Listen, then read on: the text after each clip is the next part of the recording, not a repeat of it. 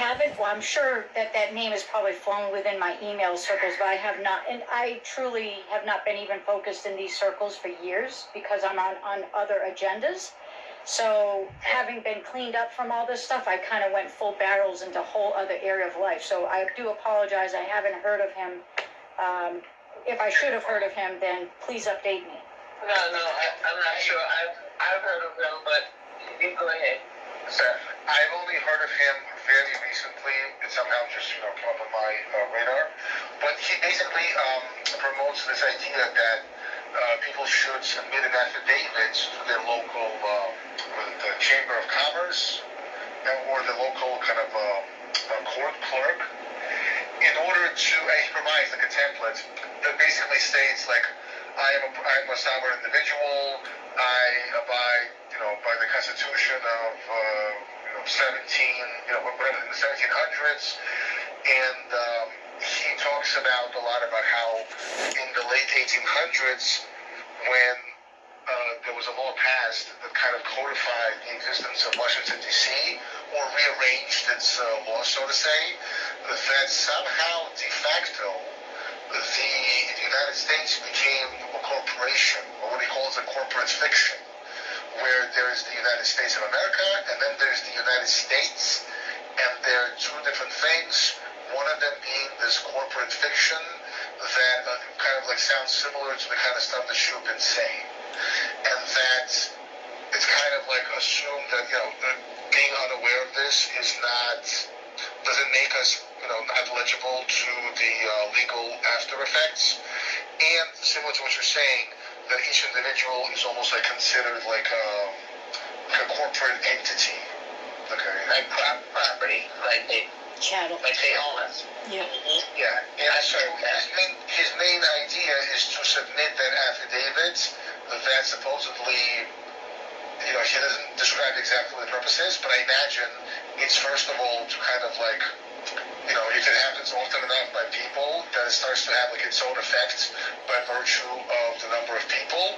And there may also be like a metaphysical effect, I'm assuming, because it's almost like pertaining to not giving permission to nefarious elements out there to kind of like do their, hoodwink us into believing that we're citizens who are in reality we're chattel kind of a thing. So does any of that resonate with you, and what opinion do you have about taking a legal action that supposedly technically helps you escape from this corporate fiction, so to say? Thank you so much for that question, and it all resonates. I actually have an 11.5-hour course, depending on how far you go with it. It could be longer. But in essence, that's what I've been working on since 2009. I found out that, as Betty was talking about earlier about, we have constitutional rights. It's really God-given rights that are constitutionally protected.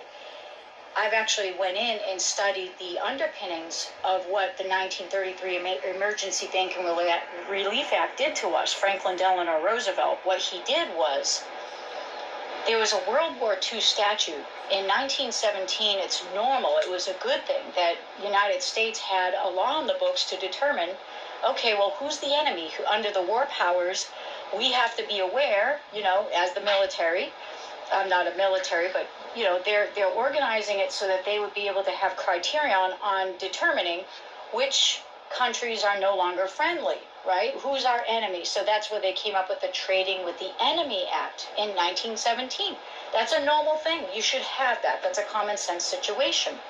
The problem is Franklin Damnable Roosevelt, what he ended up doing to all of us in 1933 is he ended up codifying or amending the 1917 Act with the Trading with the Enemy Act, and they changed the words, saying from enemies without the United States, other countries during a time of war, they changed it to the word enemies within the United States, turning all the citizens that are inside the United States of America, the original republic, turning those people into enemies. And that's where the DOD comes into play, because it used to be under a military establishment. It wasn't the DOD at one point. So this 1933 Act is what literally changed our status overnight by proclamation, 2039, 2040. I get into all of this. We could certainly do a whole other show or podcast on this entire topic. I have so much to go into on this stuff. That's why it's kind of hard to stick onto one. I'm so thankful for Gaji for keeping me on track. So in essence, please don't be upset or sad that you have a birth certificate. Don't be upset about that. Romans 8 is clear that everything worked against us is really for good for those who love the Lord. So what I did was I went in years and years and years ago. I changed my status. This is what I offer. This is how I help people get into having their diplomatic status as ambassadors for Christ.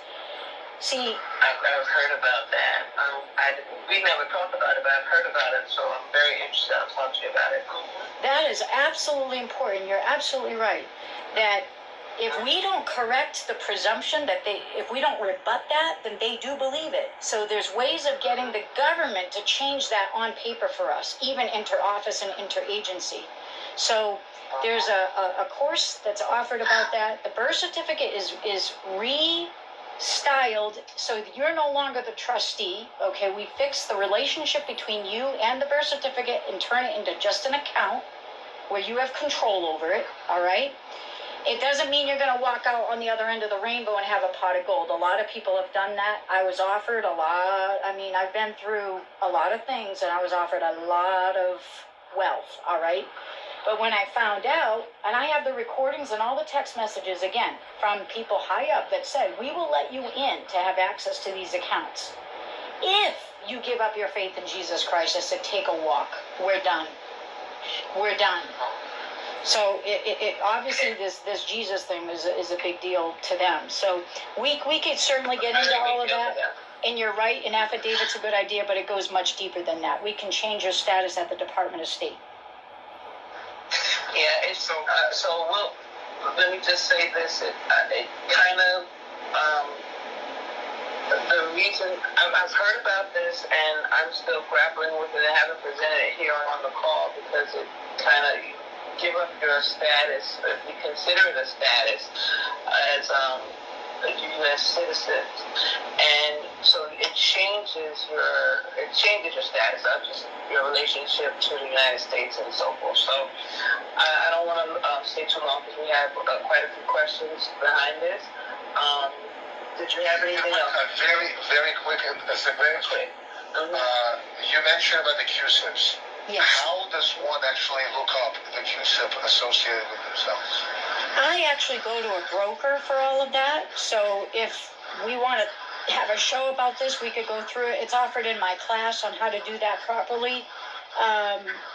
But there might be a way to do that for free. I don't know. But this is how I've been doing it for well over a decade through my Series 7 broker. We'll talk about that link to that course. Wonderful. That's my last point. Okay. If you could post a link to that course on the chat, that would be great. Oh, of course. I'll have Gaji do it. Okay. Thank you so much. You're welcome. So much. This was amazing. Thank you. Thank you. All right. Hold tight, Sister Carrie. Next caller, please. Next caller, please. And I think that's Angel Kim. Hello. It's a 715 number. You can talk now. I think I'm already muted now. Best and worst breads for your waistline. Sourdough. Real sourdough that is fermented for 24 hours. Actually.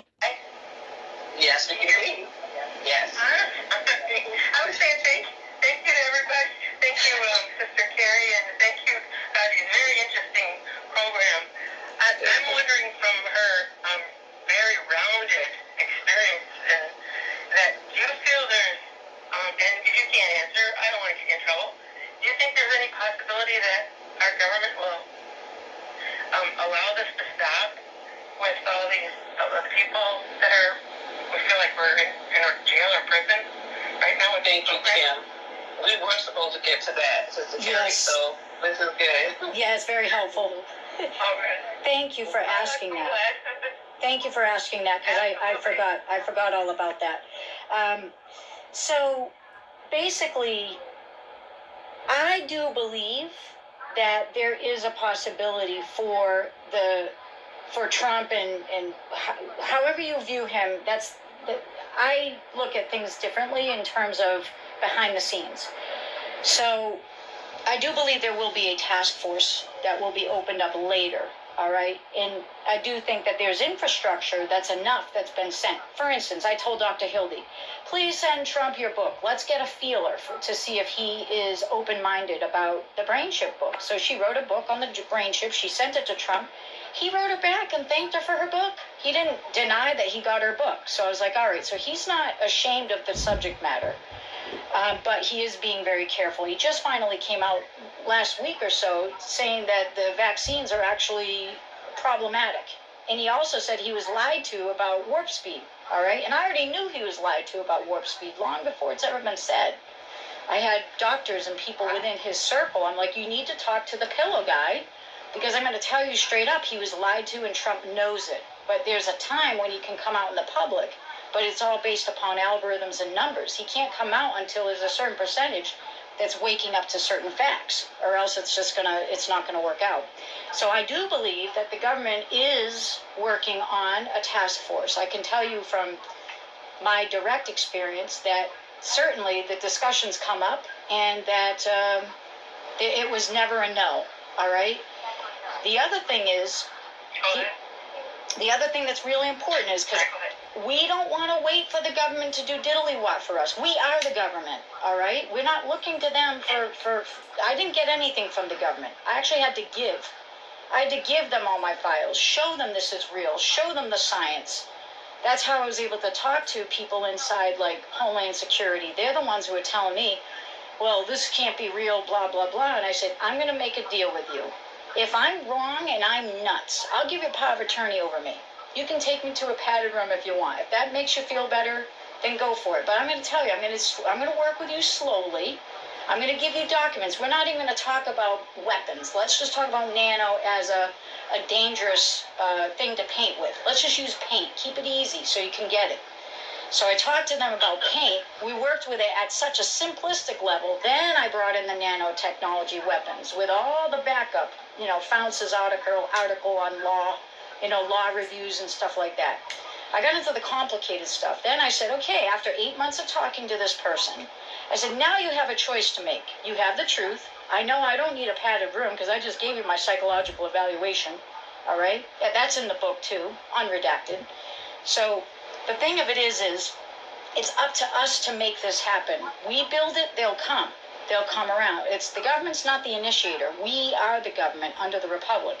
And eventually, as it grows and gets critical mass, then when they see that we're really serious about this, I believe, because if we're looking to the government to give us a solution, they're the ones who gave us the problem. God is the one who gives us a solution. We bring God to the government, and then they will make room for us and provide what we need. But we have to have the concepts proven. We have to have a proof of concept. I'm a proof of concept. That's why I spent all that money. I wish I would have, it would have been great to just buy a little house and not have any debt, right? But that's my legacy. That's what God put in my experience, so I could show all these people the truth. That's why these governments now don't say that nanotechnology is fake. They know, because I've been working on them for well over a decade, So I'm with you, and I think it's going to happen, but we got to be the ones to put it together at the grassroots. I get it. And this is certainly a grassroots movement. Thank you so much, Angel Kim. Thank you for your question. Yeah, thank you. Thank you for the great program.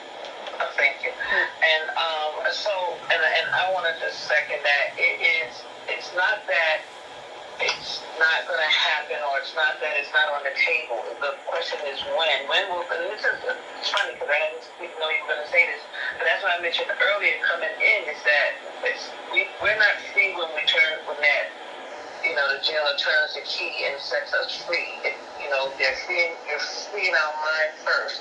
Why does the cage bird sing? So we have to see ourselves past this point. We have to get to a point where we praise at a high level and read and study and just I've heard people say raise your vibrations or whatever, but we're going to say raise your frequency. We're going to have to be at a point where we can't be touched, we can't be swayed, we can't be brought down. And then do what we have to do with our bodies. We have a new thing here, which I hadn't heard of, the UVBI with ozone, so we're going to check that out and talk about it. And then there's something that we can do legally. And I'll talk to Sister Carrie about developing our own class and see if we can work with her to do a Saturday thing or a jam night, but where she can come and talk to her. But I'll talk to her because there are fees associated with it, so we'll find out what that is. All right, next caller, please. I have you in mind. I believe this is 773.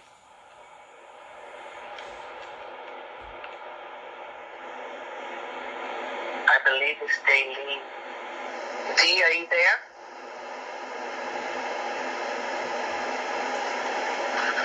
Can you hear me? Now we can, yes. Okay. Fascinating interview. Thank you both. Could you spell Sister Carrie's last name for me? Because I'd like to get her book. Sure. Burnor. Burnor.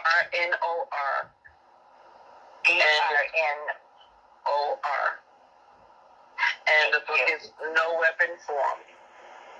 Thank you, Carrie. Thank you, Dee. And sure, come back and let us know how you like it. Thank you. Thank you. All right. Next caller, please. Hi, Josie. It's Michelle. Hi, Michelle. Hi. Thank you for the call tonight. Very informative. I just wanted to clarify one of the last things Sister Carrie said. Was it the Psalm Codex? Yes, the Psalm Codex. That's up on Amazon too, and it should be in the Barnes and Noble. And it's written by an ambassador for Christ. And the reason the books are titled under Ambassador for Christ is technically I can't take credit for what God wrote. So the book with Sister Carrie on it is No Weapon Formed. That's my story. But this is his very own words. So I'm not going to take credit for what he wrote. Okay, I was having problems finding it, but now that I know it's on Amazon, I'm sure I'll find it quickly. Thank you. You're welcome. Okay, Psalms Codex. How do you spell the second word, Sister Carrie? Codex, like a code, but it's Codex. Okay, Codex. Cute. Okay. I'm thinking of Kodak the camera. Again, dating myself. All right, thank you for that, Michelle. And hope all is well with you. We're going to go on to the next question. Thank you for being here.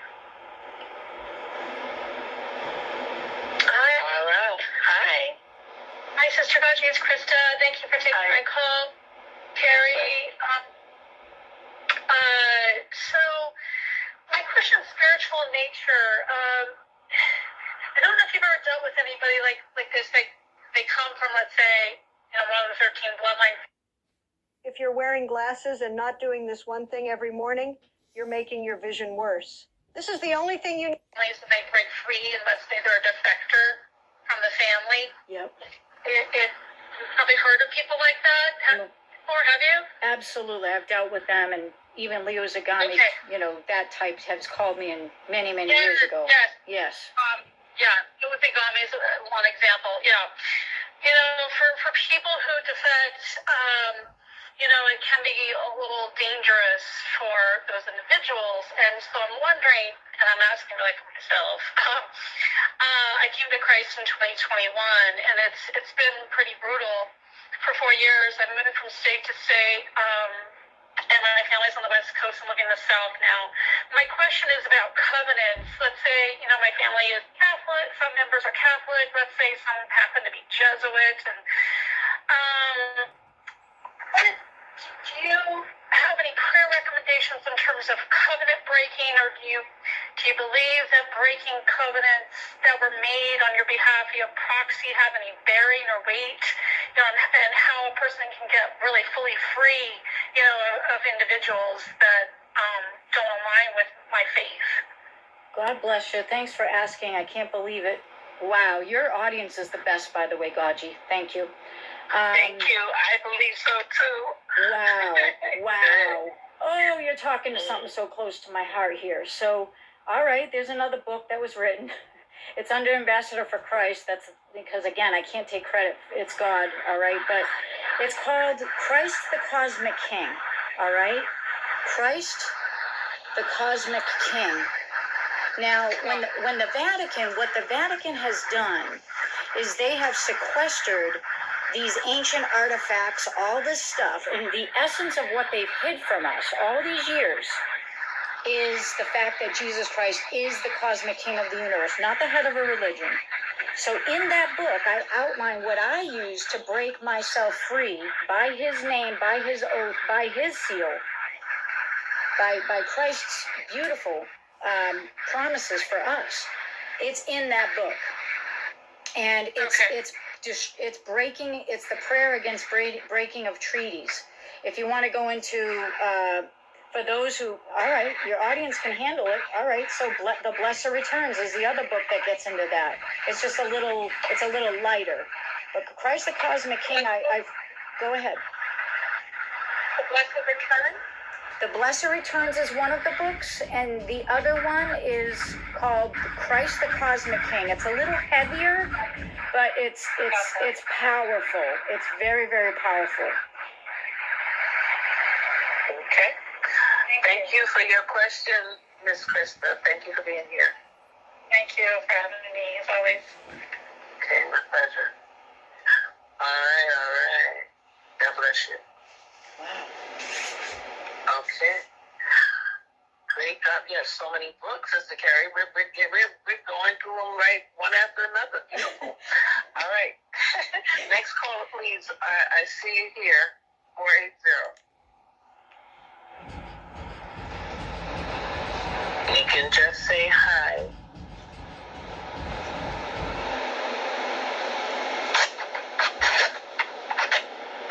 Next caller, we can hear you. Can you speak up? Okay, 480. I hate to pass you. Yeah, okay. Maybe we was having difficulty because the caller dropped. All right, we'll go on to the next one. Next caller, go ahead. Hi, I just have a quick question. You mentioned that you wore headphones when you stepped away from your Faraday cage, and I wondered if you could say what kind of headphones. These were just older model, and I plugged into an analog recorder. But all I did was I took MP3s or audios that were just uplifting and positive. So I played that into my head. So it was just keeping me from going to those lower places where I'd start to complain or get agitated, because that's what they want. Now, we all blow our tops. That's a normal thing. We should let out some steam. But I knew that I needed help to keep my brain on my program. I call it the multi-personality order, not the multi-personality disorder. So I'm using my own brain-focused techniques by listening to positive and uplifting things to keep myself out of those. And of course, the Psalms is one of them. It's so powerful. There's so much on YouTube nowadays. You could just plug in the Psalms and just play it in the background, even if it's just low while you're doing dishes or something. It's just keeping that nasty energy away. Oh, okay. Thank you. You're welcome. Thank you. Thank you so much for your question. All right. Next caller, please. Yeah, hi, this is Julie. So I just wanted to know from Sister Carrie if the treatment she mentioned that she's taking, and if it's in her book, but I just didn't get it clear. Thank you, Julie. Good question. Could you? Are the treatments in the book, Sister Carrie? Oh, they do. I do go lightly over them, but I also provide the links to the videos where I get into them extremely in detail. So inside the book, when you go into the area where it talks about interviews, you could go in there and type out the link, and you'll sit there, and in the link, you're going to see me doing PowerPoints when you go to the videos. I give you slide for slide for slide on the videos, like this is the stuff I did, and I'm talking to, Scott McKay, and I'm, there's tons, there's just a lot of material in there. There's just a lot of hours. So You'll have plenty to go through. Okay, so the book you mentioned, is that a Kindle? This one is not on Kindle. I'm still uploading. I'm still doing the best I can to get everything into. But for now, only one book made it. Two books are making it to Kindle so far. It's a process. We don't have this. It's not available yet. It's available in physical form, and I talked to Dr. Hildy, and we're not sure if we should even put this one into Kindle because it has personal information in it. Okay, so what book is it in? It's in the No Weapon Formed book. That's the one that goes into the remedies. Okay, that's on Amazon. Okay. Yep. Cool. Perfect. All right. Thank you so much. You're welcome. Thank you. All right. Next caller, please. Hi.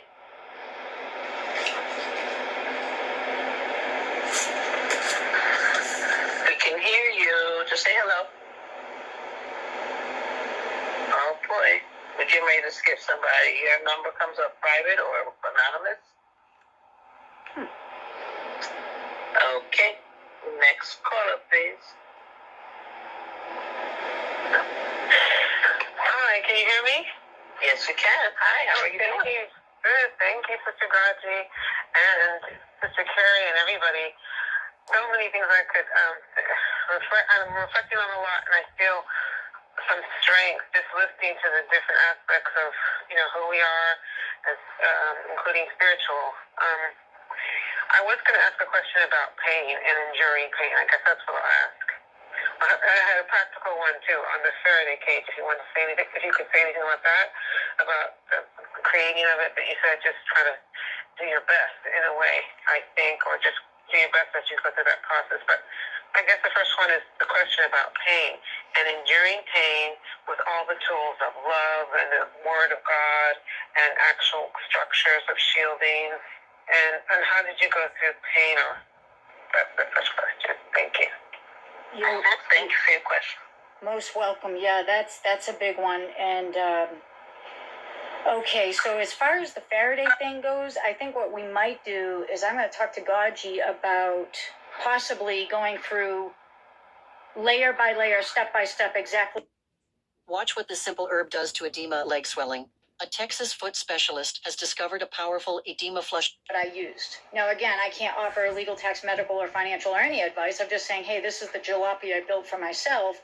Maybe it'll work for you. But I think we'll go through that because I created an 11 or 12-hour class on my whole story. It's called, what is it? From Targeted to Free, Love is the Answer. And I had videos. I put them all together. I've distanced myself so much from this arena because it exhausted me years ago. But maybe if I could just go back to Gaji, because I told Gaji the first time I talked to her, I was looking for someone like her since 2012. I don't go into these communities. I don't do any of this stuff because my focus is 100% on just running as fast as I can to the remedy. So knowing Gaji and her integrity on this is a big deal. I literally run in the opposite direction of the suffering because I can feel it and I suffer with people. The other thing is, as far as the pain, that's a near and dear question. Now this gets into a very powerful interview all right, so VLTV, they're a married couple. They used to be up on YouTube, Victorious Libertas TV. They asked me the same question, how do you get through the pain? And I said, well, we're going to have to do a whole interview just on that. So we did the interview, and I talked about the love of God.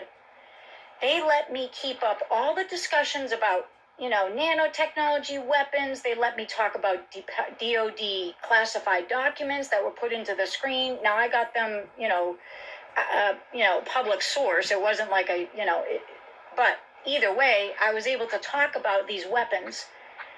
As soon as I started to talk about the love of God, those people, they lost their channel within I would say maybe a week or 4 days or something after our interview. Because I talked about how to get through the pain, How do we rise to the level of love so that our love frequency beams out and chokes down or waters down the pain? That's what I got into, and it's very profound.